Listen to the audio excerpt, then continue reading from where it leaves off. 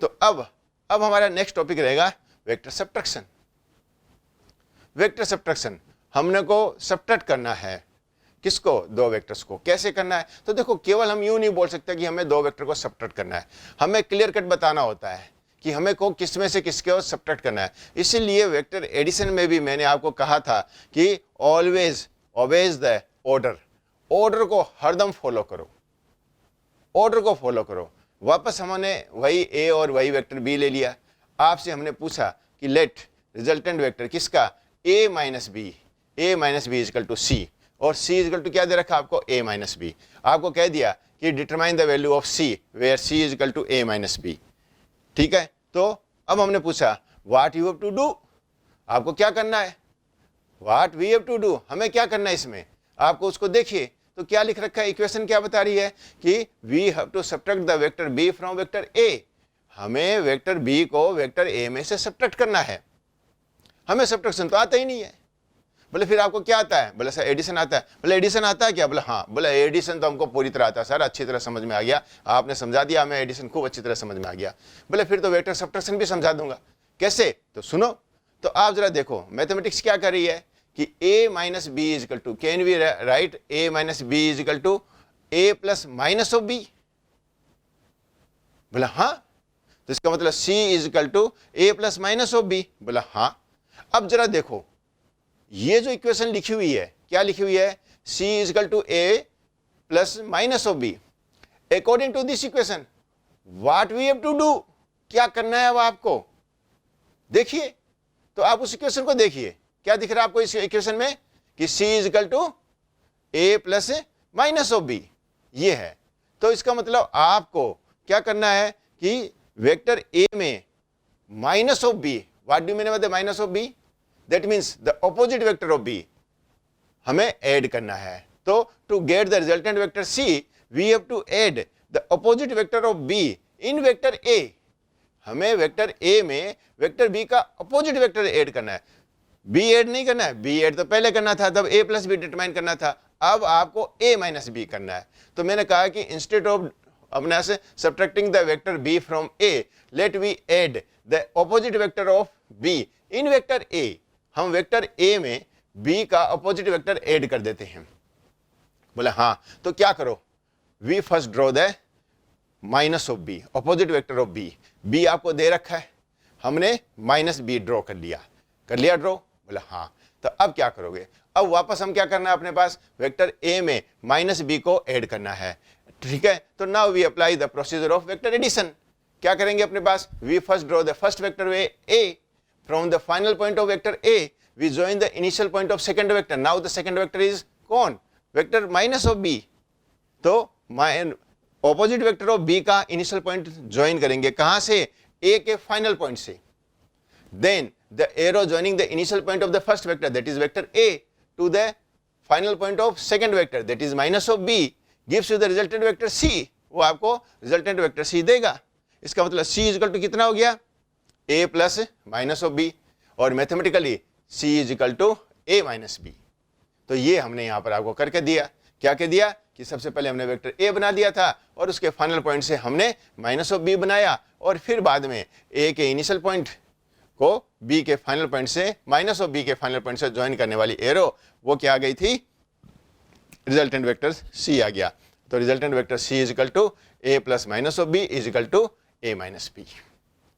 हुई बात क्लियर? तो इस तरह से बच्चों हम क्या करेंगे, दो वेक्टर का सब्ट्रैक्शन भी कर लेंगे। हमने दो वेक्टर को सब्ट्रैक्ट करके देख लिया। बात हुई क्लियर? तो वेक्टर सब्ट्रैक्शन बहुत आसान है। केवल क्या करना है आपको, वेक्टर एडिशन के रूल को फॉलो करना है। आपको वेक्टर एडिशन का रूल जो मैंने आपको बता दिया, there are 3 steps of addition of 2 vectors. दो वेक्टर्स के एडिशन के लिए हमारे पास 3 स्टेप्स हैं। Always remember these 3 steps and always follows these 3 steps.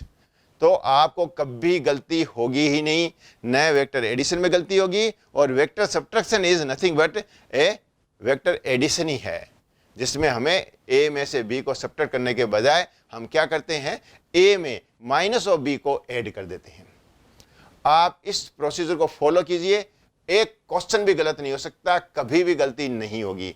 Otherwise बच्चे परेशान रहते हैं। जितने भी क्वेश्चंस आते हैं वेक्टर सब्ट्रैक्शन से रिलेटेड और खासकर किसके, रिलेटिव वेलोसिटी वाले क्वेश्चंस, उनमें गलतियां करते रहते हैं। वेक्टर सब्ट्रैक्शन ठीक से नहीं करते। क्यों नहीं करते हैं? क्योंकि प्रोसीजर फॉलो नहीं करते। आप प्रोसीजर फॉलो नहीं करोगे, गलतियां होगी ही होगी। तो इसलिए वेक्टर एडिशन के प्रोसीजर को आप खूब अच्छी तरह याद रखिए और उसको फॉलो कीजिए। हम वेक्टर सब्ट्रैक्शन बहुत आसानी से कर लेंगे और कोई भी क्वेश्चन होगा, कैसा भी क्वेश्चन होगा रिलेटेड टू वेक्टर सब्ट्रैक्शन, हम बड़ी आसानी से कर लेंगे। ठीक है, बात हुई क्लियर। अब देखो वेक्टर एडिशन कम्यूटेटिव होता है। ये हम आपको पहले प्रूव कर चुके थे कि vector a plus b is equal to vector b plus a. ठीक है, क्या हम ये देखें कि वेक्टर सब्ट्रैक्शन भी कम्यूटेटिव होता है क्या? वेक्टर सब्ट्रैक्शन भी कम्यूटेटिव होता है क्या, ये हम देखें। हमने a माइनस बी तो करके देख लिया, हम b माइनस ए करके देखें कि b माइनस ए करें। तो देखो सुनो, b माइनस ए करने के लिए आपको क्या करना पड़ेगा? b में a के अपोजिट वेक्टर को ऐड करना पड़ेगा। b में a के अपोजिट वेक्टर को ऐड करना पड़ेगा। तो let you first draw the minus of a। आप माइनस ऑफ a बनाइए और वापस वेक्टर b बनाइए। जैसे पहले वेक्टर b बना हुआ था, वेक्टर a कहां से कहां तक बना हुआ है? p टू q, और q से लेकर r तक हमने वेक्टर b बना रखा था। वापस वेक्टर b बना दीजिए। वेक्टर b बन गया। अब वेक्टर b का, now vector b is our first vector और उसके फाइनल पॉइंट, उसका फाइनल पॉइंट कौन हुआ? r। The second vector is minus of a। ठीक है, तो अब माइनस ऑफ a को हम कहां से ड्रॉ करेंगे? वेक्टर r से। वेक्टर r से हमने ड्रॉ किया और कहां तक ड्रॉ कर दिया? n तक। तो हमने वेक्टर माइनस a ड्रॉ कर दिया n तक। ठीक है, अब क्या करेंगे? फर्स्ट वेक्टर कौन है? फर्स्ट वेक्टर कौन है? Vector b। उसका इनिशियल पॉइंट कौन है? q। और सेकेंड वेक्टर कौन है? Minus of a। उसका फाइनल पॉइंट कौन है? n। तो q से n को ज्वाइन करने वाली एरो बनाएंगे। That gives you the vector b plus minus of vector a। That means that gives you the vector b minus a। ये वेक्टर b माइनस a आएगा। ठीक है, ऐसा आ जाएगा। आई बात समझ में? ठीक है, ये आ गई। तो क्या देख रहे हो अपने पास? क्या a प्लस बी, क्या a माइनस बी और b minus a same direction में आए? आपने कहा नहीं। क्या a माइनस बी और b minus a same length के आए? ये हम अभी आपको कैलकुलेट करके बता देते हैं कि क्या ये सेम लेंथ के हैं या नहीं है। हम इसको भी प्रूफ करेंगे आपको। ठीक है, तो बच्चों सुनो, आपको डायग्राम से ये क्लियर हो रहा है। क्या क्लियर हो रहा है? कि a माइनस बी और b माइनस a ये दोनों सेम डायरेक्शन में नहीं है, दोनों अपोजिट डायरेक्शन में है। a माइनस बी थोड़ा नीचे की ओर है, b माइनस a थोड़ा ऊपर की ओर है। अब हमें ये देख लेंगे कि दोनों की डायरेक्शन तो अपने पास डिफरेंट है। हम ये प्रूव करना चाहेंगे कि क्या ये डायरेक्शन अपोजिट है। अपोजिट तब होगी जबकि कौन सी लाइन? लाइन PM और लाइन QN ये दोनों एक दूसरे के पैरेलल होंगे। दूसरी बात, हम ये भी देखेंगे कि क्या ये दोनों लाइन सेम लेंथ की है। यदि हम इसको सेम लेंथ की प्रूव कर देंगे, दैट मीन्स कि a माइनस बी का मैग्नीट्यूड और b माइनस ए के मैग्नीट्यूड आपस में बराबर होंगे। यदि a माइनस बी का मैग्नीट्यूड और b माइनस ए के मैग्नीट्यूड आपस में बराबर हो और दोनों ऑपोजिट डायरेक्शन में हो, it means a minus b is equal to minus of b minus a. ये हम प्रूव कर देंगे। ठीक है, तो अब सुनो, इसको प्रूव करने के लिए मैंने क्या किया कि p से लेकर n तक मैंने वापस एक लाइन बनाई। ठीक है, अब गौर फरमाइए। किस पर गौर फरमाए? PQRN ये एक क्वाड्रिलेटरल बन रहा है। क्या ये क्वाड्रिलेटरल एक पैरेललोग्राम है? हम सबसे पहले ये प्रूव करेंगे कि PQRN इज ए पैरेललोग्राम। देखो बड़े आसानी से प्रूव कर पा रहे हैं हम इसको। कैसे प्रूव कर पा रहे हैं? कि आप साइड देखिए, कौन सी? QR देखिए। QR किसको रिप्रेजेंट कर रही है? B को। और आप किसको देखिए? PN को। PN भी किसको रिप्रेजेंट कर रही है? B को। तो यदि दोनों सेम वेक्टर को रिप्रेजेंट करिए कि तो दोनों सेम लेंथ की होगी और दोनों एक दूसरे के पैरेलल होगी। तो इस क्वाड्रिलेटरल के अंदर में, किस क्वाड्रिलेटरल के अंदर में? PQRN में QR and PN are equal and parallel. ये opposite side, this pair of opposite sides are equal and parallel, then definitely this quadrilateral will be a parallelogram. तो यह क्वाड्रिलेटरल एक पैरेललोग्राम होगा। जैसे ये पैरेललोग्राम हुआ, ठीक है, तो वैसे क्या देखा अपने पास, ये जो पी क्यू है और आर एन है, ये भी किसको रिप्रेजेंट कर रही है, वेक्टर एक और एक माइनस ए को। तो ये दोनों भी क्या है, एक दूसरे के पैरेलल हैं और एक दूसरे के सेम लेंथ की है। अब सुनिए, जब हमने इसको प्रूव कर दिया कि ये पैरेललोग्राम है, तो अब हमें दूसरे क्वाड्रिलेटरल को देखिए। दूसरा क्वाड्रिलेटरल कौन सा है, दूसरा चतुर्भुज P M Q N. P M Q N पर गौर फरमाइए, ठीक है। पी एम क्यू एन के अंदर में जो क्यू एम है वो किसको बतला रही है, माइनस बी को। पी एन किसको बतला रही है, प्लस बी को। तो माइनस बी और प्लस बी ये दोनों क्या हैं, सेम मैग्नीट्यूड के हैं, इसलिए ये दोनों साइड सेम लेंथ की होगी। माइनस बी और प्लस बी ये एक दूसरे के अपोजिट है, इसका मतलब ये दोनों एक दूसरे के पैरेलल होगी। तो यह पैरेललोग्राम में, किस पैरेललोग्राम के अंदर में, पी एम क्यू एन में a pair of opposite sides, कौन कौन सी, क्यू एम और पी एन, ये दोनों आपस में सेम लेंथ की है और पैरेलल है। दैट्स वाई, इसलिए यह क्वाड्रिलेटरल, कौन सा quadrilateral, P M Q N, यह भी एक पैरेललोग्राम होगा। जैसे ही एक पैरेललोग्राम हुआ तो इसकी other pair of opposite sides, other pair of opposite side कौन कौन सी हुई, पी एम और क्यू एन, ये दोनों भी क्या होगी, पैरेलल होगी और इक्वल लेंथ की होगी। तो जैसे ही हमने पी एम और क्यू एन को पैरेलल बता दिया और इसको इक्वल लेंथ की बता दिया, तो इसका मतलब ये जो रिजल्टेंट वेक्टर कौन है, पी एम कौन है, एक्चुअल में ए माइनस बी है, और क्यू एन कौन है, ये बी माइनस ए है। तो क्या देख लिया कि ए माइनस बी और बी माइनस ए दोनों का मैग्नीट्यूड सेम है और दोनों की डायरेक्शन एक दूसरे के अपोजिट है। क्यों कि दोनों पैरेलल है और दोनों डिफरेंट डायरेक्शन में है, ठीक है, एक दूसरे के अपोजिट डायरेक्शन में है। तो इसलिए क्लियर कट ये दोनों एक दूसरे के अपोजिट हो गई। तो इसका मतलब ए माइनस बी और b minus a definitely opposite vectors है। That's why we are able to write a minus b is equal to minus of b minus a, ठीक है। तो इसका मतलब वेक्टर सब्ट्रैक्शन कॉम्यूटेटिव नहीं होता, वेक्टर सब्ट्रैक्शन कॉम्यूटेटिव नहीं होता। चलिए, तो ये हमने आपको वेक्टर का सब्ट्रैक्शन बता दिया। वेक्टर सब्ट्रैक्शन के कारण अपना जो रिजल्टेंट वेक्टर होगा वो कितना होगा। लेट अब हम इसका एक मैग्नीट्यूड और निकाल लेते हैं, उसका फॉर्मूला और डिराइव कर लेते हैं, ठीक है। किसका, कि वेक्टर सी का मैग्नीट्यूड कितना होगा और वेक्टर सी है वो किस डायरेक्शन में होगा, इसको और हम डिराइव कर लेते हैं। तो जो फॉर्मूला, जैसे हमने वेक्टर एडिशन का फॉर्मूला डिराइव किया था, वैसे ही वेक्टर के सब्ट्रैक्शन का फॉर्मूला डिराइव कर लेते हैं। c is equal to A minus B, ये कितना होता है, ये हमने कैलकुलेट कर, ये हमने अपने पास बना लिया, ड्रॉ कर लिया। अब ये c का मैग्नीट्यूड कितना होगा और c a के साथ कितना एंगल बनाएगा, ये अब हम और डिटरमाइन करने जा रहे हैं अपने पास। तो सुनो, देखो पहले a और b के बीच में एंगल कितना है, थीटा, ये आपको दिख रहा है और हमने बनाया था। तो यदि a और b के बीच में एंगल थीटा है तो a और माइनस b के बीच में एंगल कितना होगा। तो देखिए डायग्राम में एकदम क्लियर है, अपने को पता है कि एक स्ट्रेट लाइन के ऊपर एंगल कितना होता है, 180 डिग्री। तो यदि a और b के बीच में एंगल थीटा है तो a और माइनस b के बीच में एंगल कितना आ रहा है, 180 माइनस थीटा। तो 180 minus theta is the angle between a and minus of b। और आपको करना क्या था, a माइनस b कैलकुलेट करने के लिए आपको a plus minus of b करना है। इसका मतलब a में माइनस ऑफ b हमें ऐड करना है। तो a और माइनस ऑफ b के बीच में, सेकंड वेक्टर के बीच में एंगल मुझे मालूम चल गया कितना है, वो 180 माइनस थीटा। और a c का मैग्नीट्यूड कितना होगा, तो उसका फॉर्मूला मुझे मालूम है, कितना होता है कि c is equal to under root of a square plus b square plus 2ab cos theta, ये होता है ना c इज इक्वल टू। तो अब हम क्या करेंगे कि a की जगह तो a है और सेकेंड वेक्टर b की जगह कौन है, माइनस बी। माइनस बी का मैग्नीट्यूड और a का मैग्नीट्यूड क्या है, सेम है।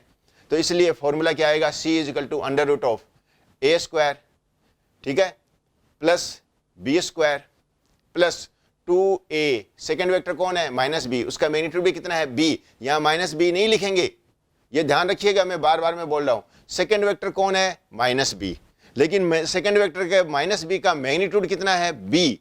तो जब आपको रिजल्टेंट वेक्टर सी का फॉर्मूला बोलते हो, तो मैं रिजल्टेंट वेक्टर सी का फॉर्मूला के अंदर मैं क्या बोलता हूं, under root of first vector के मैग्नीट्यूड का स्क्वायर प्लस सेकंड वेक्टर के मैग्नीट्यूड का square plus 2 into magnitude of first vector into magnitude of second vector. Magnitude of second vector it doesn't means it is equal to minus of b. ये बच्चों आप लोग गलती करते हो, ये गलती नहीं करना, इसलिए वेक्टर सब्ट्रैक्शन में आप लोगों से गलती होती है।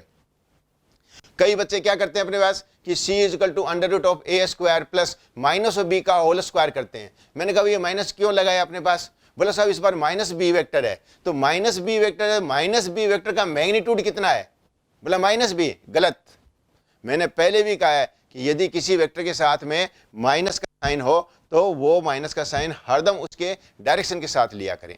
Plus minus sign of a vector quantity is always taken with its direction, ये उसके मैग्नीट्यूड को नहीं बतलाती है, मैग्नीट्यूड इज ऑलवेज पॉजिटिव। तो आप जब यहां माइनस वेक्टर माइनस बी के मैग्नीट्यूड को माइनस बी बताते हो तो ये फंडामेंटल मिस्टेक है। वेक्टर बी का मैग्नीट्यूड बी है तो वेक्टर माइनस बी का मैग्नीट्यूड भी बी है। तो जहां कहीं भी आपको वेक्टर माइनस बी का मैग्नीट्यूड लिखना है वहां पर आप बी लिखेंगे, न कि माइनस बी लिखेंगे। बोले सर मेरा आंसर आ जाता है, अरे आंसर तो आ जाएगा, माइनस बी का स्क्वायर कीजिए वो भी बी स्क्वायर आएगा, प्लस बी का स्क्वायर कीजिए तो प्लस बी स्क्वायर आएगा। लेकिन आपको थर्ड टर्म के अंदर में क्या लिखना है, 2 into magnitude of first vector into magnitude of second vector.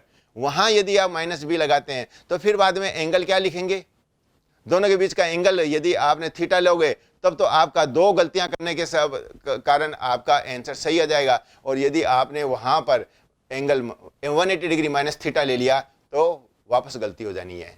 तो इसलिए c इजिकल टू क्या लिखोगे, under root of a square plus b square plus 2 into a into b और cos of 180 degree, 180 degree minus theta. अब दोनों vector के बीच में angle कितना है, 180 डिग्री माइनस थीटा। ठीक है, तो फर्स्ट वेक्टर के मैग्नीट्यूड का square that is a square, second vector के मैग्नीट्यूड का square that is b square plus 2 into magnitude of first vector that is a into magnitude of second vector that is b into cos of angle between them that is cos 180 degree minus theta. ये बात आई complete, ये है आपकी सबसे main line, इसलिए मैंने इसको 2 बार repeat किया है। अब आगे सॉल्व कर लीजिए, अब आगे मैथमेटिक्स कर लीजिए, वो तो मैथमेटिक्स आसान है। इजिकल टू क्या हो जाएगा, under root of a square plus b square plus 2ab cos 180 degree minus theta is equal to minus cos theta, ये होता है। ठीक है, cos 180 degree minus theta is equal to minus cos theta, इसलिए कॉस 180 डिग्री माइनस थीटा की जगह क्या आ गया, माइनस कॉस थीटा। तो आपके पास इक्वेशन क्या बन गई अपने पास, under root of a square plus b square minus 2ab cos theta. ठीक है, तो वेक्टर जो c है उसका मैग्नीट्यूड कितना आ गया, under root of a square plus b square minus 2ab cos theta, ये इसका मैग्नीट्यूड आया।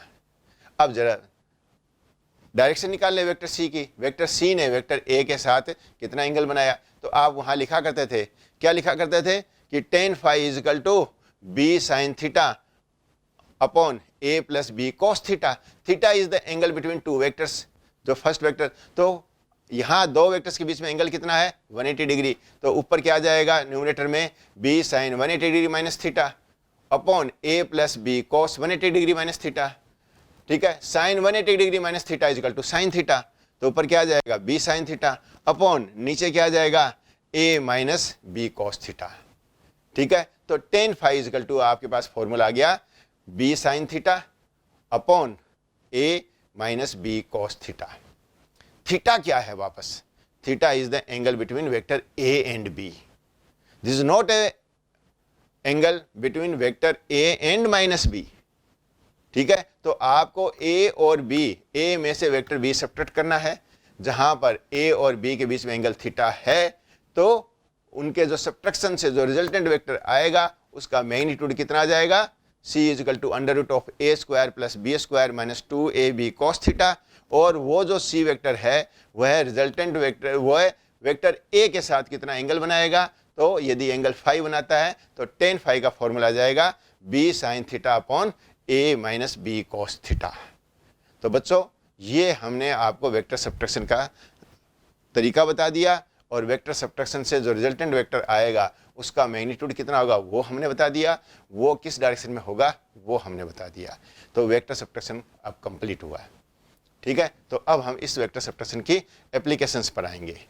ठीक है, किस में आता है, मेन एप्लीकेशन कहाँ आ रही है, रिलेटिव वेलोसिटी में। मैं रिलेटिव वेलोसिटी के क्वेश्चंस कराऊंगा और उसके सारी बातें आपको और समझाऊंगा, तो वेक्टर सब्ट्रैक्शन की सारी बात क्लियर कर दूंगा, एक भी डाउट नहीं रहेगा, और आपको वेक्टर सब्ट्रैक्शन और वेक्टर एडिशन इजीली आप उसके क्वेश्चन सॉल्व कर लोगे। उसके बाद में हम आएंगे वेक्टर मल्टीप्लिकेशन के ऊपर। ठीक है बच्चों।